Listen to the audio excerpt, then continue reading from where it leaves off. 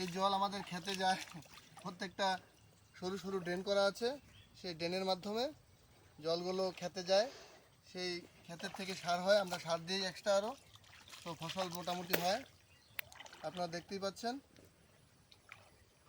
এটা কুলজামপুই, এখান থেকে জল খেতে যায় এবং এটা নদী থেকে সাপ্লাই হয় জলটা। এদিকে এটাকে বলা হয় বস্তা দিয়ে যে জলটিকে আটকানো হয়েছে যাতে জলের স্পিডটা ভালো হয়। দেখুন এদিকে জল আছে, এদিকে জল নেই, এটাকে বলা হয় ঢ্যাপর। এই জল আমাদের খেতে ঢুকে,